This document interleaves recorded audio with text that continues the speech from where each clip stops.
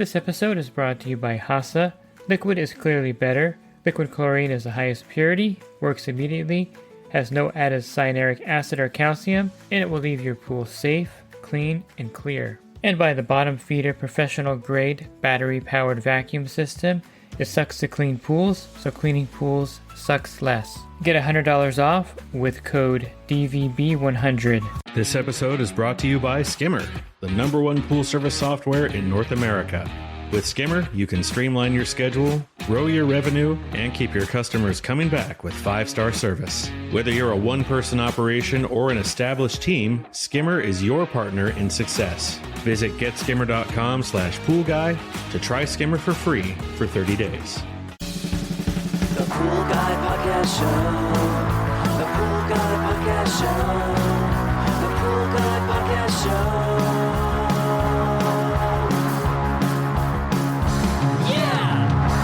Hi, welcome to the Pool Guy Podcast Show. In this episode, I'm going to talk to you about vehicles, which truck I think is best for your pool route, and I'm going to talk to you about, of course, different aspects of vehicles. Should you buy the truck or lease it? And should you get a truck, van, or can you use your family car to do pool service? Are you a pool service pro looking to take your business to the next level? Join the Pool Guy coaching program. Get expert advice, business tips, exclusive content, and get direct support. From me, I'm a 35-year veteran in the industry. Whether you're starting out or scaling up, I've got the tools to help you succeed. Learn more at swimmingpoollearning.com. And I'll start with which vehicle you should use for pool service. Now, I prefer a truck, and most people in North America prefer trucks. Interesting, like in Australia, when I talk to pool guys there, they use vans, and they're really big on vans. I just don't like having all the chemicals enclosed in the back of a van. If you do repairs only, that's perfectly fine. But I find that having the chemicals in the open air is much better. So can you use your family car to start pool service? Yes, you can use your family's vehicle to start pool service. I've had pool guys use their small compact cars. Some have a trailer. Some have like a area in the back that they can put a rack on there, put the chemicals outside. As long as the chemicals are not in the car itself, you're pretty much safe because they can become overpowering. Even if they're powdered chemicals, a little bit of air is gonna always leak out of any kind of packaging, and it's gonna just stay in the car, in the vehicle. So I would recommend, if you are using a family car to start pool service, that you have the chemicals outside, either on a rack on the back of it. You can connect that to any kind of receiver on the car, or a trailer, small trailer. I've done pool service in my wife's Lexus RX 300 before when my truck broke down and I wasn't able to rent a truck in time. And it's definitely doable. The pole fits in most SUVs, no problem, or small hatchback kind of cars. And you can do pool service out of any vehicle, really, if you really want to do pool service and get started. You don't need to necessarily buy a truck, because trucks are pretty expensive, especially in Southern California. I think a Toyota Tacoma right now, if you buy it new, there's like an $8,000 surcharge on top of the price of the truck because they're so popular. And trucks have a high resale value as well. If you're looking for a used truck, it's definitely going to be expensive as well. For example, I got my 2019 Honda Ridgeline. It had about 37,000 miles, which is, in my opinion, pretty low mileage for a Honda. And Honda has an excellent powertrain warranty. They just extended my warranty to like 180,000 miles or something like that, because there were some problems with some of the Ridgeline. There's the torque converter, I believe, is the problem that they had with it. But if I look at a Ridgeline, the 2019 model, just like mine, and it has 80,000 miles on it, it's selling for $25,800. And I paid $29,000 for when I bought it back, 3 years ago or so, and it's definitely held its value. So it's only gone down maybe by $3,000 or $4,000 in value over the course of those years. I actually got a really good deal on it, so I got it below Blue Book value when I bought it. But again, it's holding its value, so it just shows you that trucks have a very high resale value. If you're looking for a used pickup truck, a slightly used one, maybe 3 or 4 or 5 years old, you're going to pay a premium for that as well. And this kind of goes into, should you buy and lease a truck at this point, since they're so expensive, and if you wanted to get a truck, maybe it's better to lease a truck. Now, I would say leasing is probably one of the worst financial products that's on the market, because most people at the end of their lease term don't purchase the vehicle. There's something called the money factor, which is the interest rate kind of on a lease. You're also limited to maybe 12,000 miles a year. And then the amount they charge you for going over that mileage is very unsustainable if you were to turn in a lease vehicle. So I would say if you do decide to lease a truck, there has to be some major discount, at the dealer. And typically they don't give you discounts when you lease a vehicle. You pay the full purchase price because the dealer really wants that truck back or that vehicle back so they can resell it on the open market after, 3 years when it has only 36,000 miles on it. So keep that in mind, that if you do decide to lease the truck, you definitely want to purchase it at the end of the lease. So see what the residual is and if it's something that makes sense to you.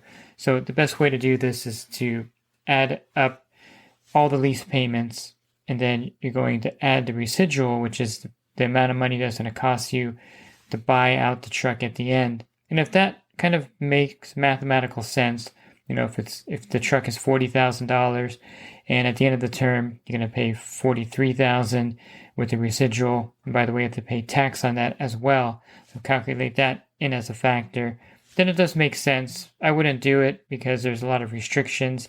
You also have to have really maximum insurance, which you probably should have anyway, but you have to also consider that fact when you lease a truck.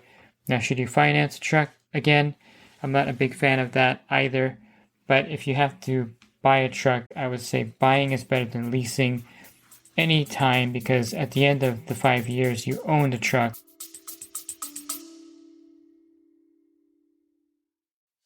And the Pool Guy Podcast Show has teamed up with UPA to bring you affordable, reliable liability insurance starting at just $64 a month. Get up to $2 million in coverage, and the members of my coaching group get an even lower rate. Protect your business and your peace of mind. Sign up with UPA today by clicking the link in the podcast description. And financing a vehicle is, again, almost as bad as leasing, because it is a bad financial product because it's amortized daily. And if you want to calculate that, just go online and calculate, the payment and amortized daily is not a good package at all. If I would recommend that if you have a house with an equity line of credit, it's probably financially more sound to take $40,000 out of your equity line, buy the truck, and then pay the equity line payments, because that's a better financial product, because it's usually interest only and it's amortized like a regular loan is, and it's not amortized daily like a car loan. So that's an option. If you're thinking about financing, I would just pay cash with the equity line of credit and then pay that off, or save up money and buy the truck cash. Now, as far as taxes go, you can only deduct it one or two ways. You can do mileage, which is more lucrative, I think, in most cases, or you can do the cost of the vehicle. And by the way, there is actually a one-time tax break if you get a vehicle of a certain weight. This is something that you should have on your radar if you're thinking about buying a truck. It's called Section 179 deduction, and you can look this up. It's an IRS code. So Section 179 deduction, you can do a one-time 50% write-off on your vehicle when you purchase it, and it's really lucrative. If you buy, I think the maximum deduction is like $31,000 right now, and the gross weight has to be under 6,000 pounds, and for light vehicles, heavy vehicles, it has to be over 6,000 pounds. And this is a great deduction. I've used it twice now on vehicles, and it's definitely something to consider, because then you get that tax write-off of, if you buy a truck for $40,000, you can write off $20,000. Not a bad idea, this is something that's going to be a factor in the total cost of the vehicle. So I would consider that as well as something to consider. You can talk to your CPA about it. It's called Section 179, and it's still active, and it's something that I would highly recommend that you do when you get a new fleet vehicle. They call it fleet vehicle deduction, and it works great, and I've used it again twice myself. And then last, let me talk a little bit about commercial insurance versus regular insurance. Now, some areas you're going to have to get a commercial insurance policy because you're driving around with a bunch of chemicals in the back. Now, of course, if you have general liability insurance through UPA, they're going to cover a hazmat cleanup to a certain amount of money. I can't remember what the limit is, 25 or 50,000, something like that. Don't quote me on that. But they will cover some hazmat cleanup if there is an accident. But if you're driving around, it depends on your insurance and your agent and your area, I think. If you're driving around and you get in an accident and you have all the chemicals in back and you don't have commercial insurance, they may not accept that claim because you're driving your truck for a business and commercial insurance is necessary. It's a higher cost than regular insurance, so it's something to consider. And this also raises the cost of the vehicle as well, having to get commercial insurance for it versus a regular insurance policy. And I did get distracted by the Section 179 segment there when I just thought of it on the spot. But if you do deduct mileage on your vehicle or the cost of the vehicle, you can't switch once you start one or the other. So keep that in mind as well. Your CPA will have a better idea. You could tell him the mileage you drive, the cost of the vehicle, and then he can decide if he wants to do a cost breakdown every year on your taxes or the mileage deduction. And again, once you do one of those, you can't switch back and forth on that vehicle, unfortunately. So should you buy a very compact truck, a mid-sized truck, or a full-size truck? And my kind of pet peeve is I started out in the industry. By the way, I'm 5'7", so I'm on the shorter side of pool service professionals. I started out in a Dodge Rampage. If you don't know what that is, look it up. It's a really cool Dodge. It almost looks like the Hyundai, I forgot the name of that truck, Santa Fe, I think it's called. Very similar look to it, except it only had 2 seats versus the 4, or 2 doors versus 4, and it was really low to the ground. And the person that trained me actually trained me in an El Camino, which is a pretty cool car/truck. They don't make those anymore. I don't believe they haven't made those for many, many years. Probably should bring those back. That'd be cool. So the compact truck I'm thinking of would be the Ford Maverick. And this is a pretty compact truck. And it's probably as small as one of the first Toyotas that I started working out of. So I like the old Toyota Tacomas because they were low to the ground as well. Very compact. And this one reminds me a lot of the first Toyota Tacomas that I was working out of. I think the Toyota Tacoma is much higher off the ground than my Honda Ridgeline. One reason why I picked the Honda Ridgeline, besides the fact that it's a very comfortable and luxurious truck, is that it's really low to the ground. It's only 2 inches higher than my old Nissan Frontier. And the new Frontier is, of course, taller than the old Frontier. Manufacturers are making these truck beds higher and higher. Now, why is this a factor? Well, reaching into the back of the truck without having to get a step stool saves you a lot of time, especially if you have a lot of stuff on the back like a Riptide or a vacuum or another vacuum system or a T-Dula cart. You can't really open the bed of your truck because unless you have like the swing away kind of thing. And so you're kind of limited to lifting everything out of the truck from the sides of the truck. And that's why a compact mid-sized truck like a Frontier or a Honda Ridgeline, I don't know, I would consider the Tacoma, I wouldn't consider it a full-size truck, but it is high off the ground and is something that I would consider to be a detriment. And plus, you're paying a premium for the Tacoma when you can easily do your pool route in a Nissan Frontier or a Honda Ridgeline or a Ford Maverick. So the mileage, of course, and then, of course, you have the full-size trucks, I should say, like the F-150.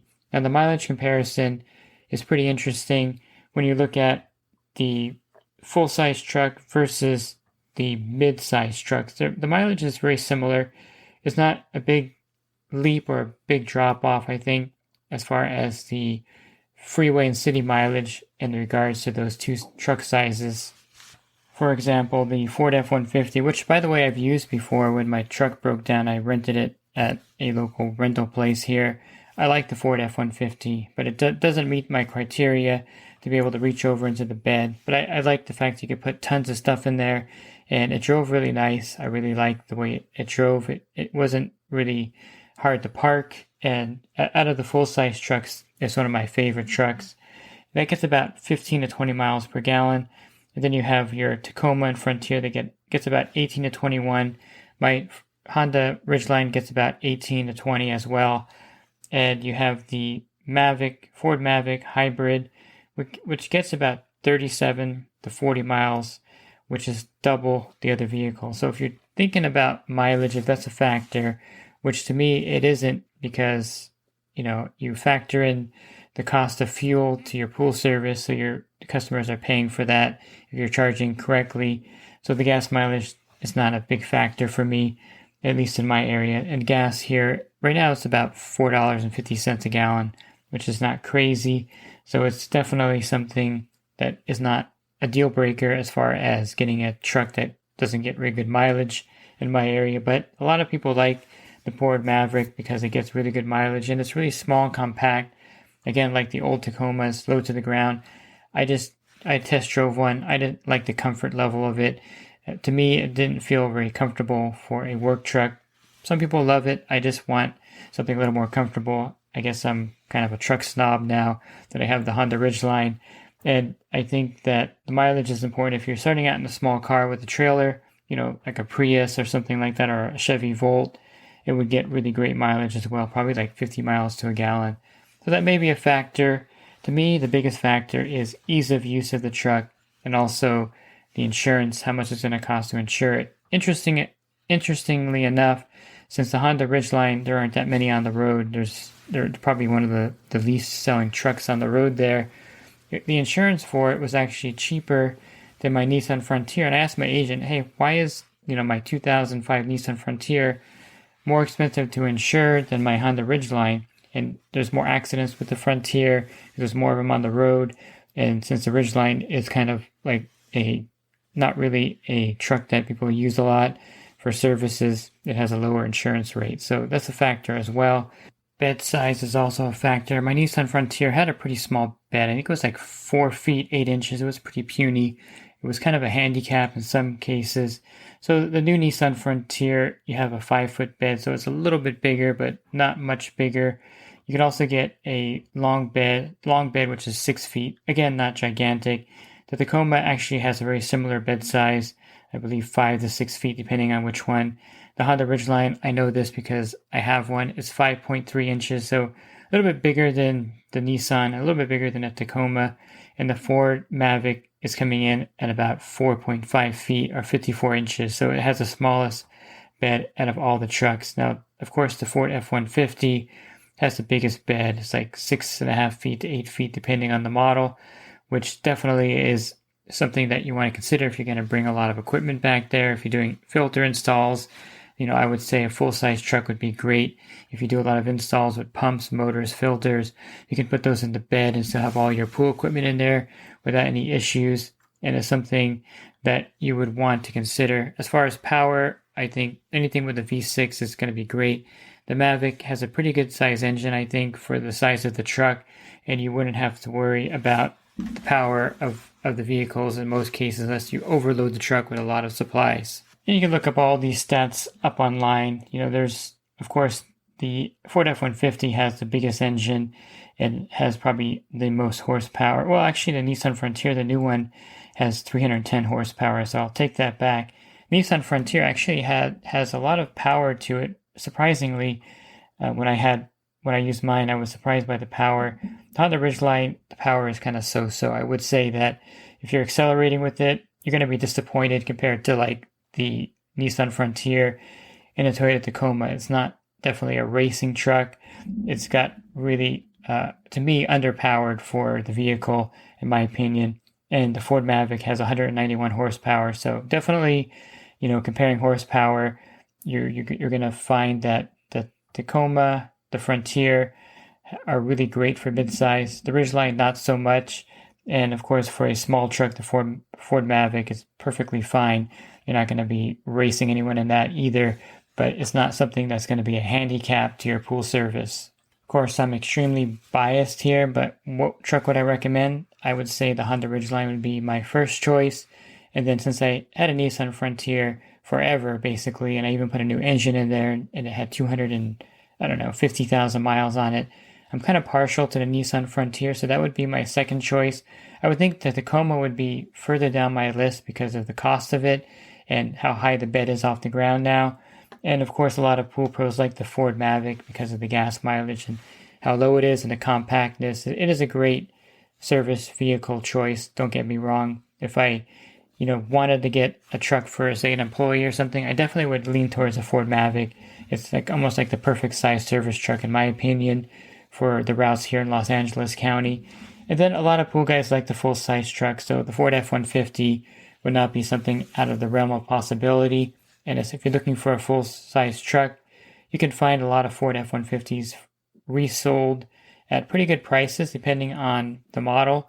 And you get a pretty good deal on them because they dominate the market, and so there's a lot of them out there in the used car market. And I would say that as far as reliability, they're a pretty good choice. As far as the reliability, of course, Toyota and Honda you can't argue with them if you're looking for something really reliable. And I would say my Nissan Frontier lacked reliability, but the new ones maybe are better. I don't know. It's one of those things that's also a factor, how often the truck breaks down. When you turn the ignition, is it going to start? Or are you going to be praying every time you turn the car on? You really don't want to be in that situation. So reliability is also a factor when you're looking at these different models. So that's my truck talk for you. And of course, you may have your own opinions. So post that in the comments in the YouTube version of this podcast, and we can definitely talk there and discuss more what your preference is, which truck you like the best. If you're looking for more podcast episodes, you can find those on my website, swimmingpoollearning.com, on the podcast icon there. And you can also find them if you subscribe to my YouTube channel Monday through Friday. I post a new episode every week. And if you're interested in the coaching program, you can learn more at poolguycoaching.com. Thanks for listening to this podcast. Have a great week, and God bless. This episode is brought to you by HASA, providing products that deliver clean, healthy water for every aspect of everyday life. The bottom feeder battery-powered vacuum system, portable, powerful, and only weighs 12 pounds. And Skimmer. Get Skimmer, America's #1 pool service software. Podcast listeners can try Skimmer for free at getskimmer.com/poolguy.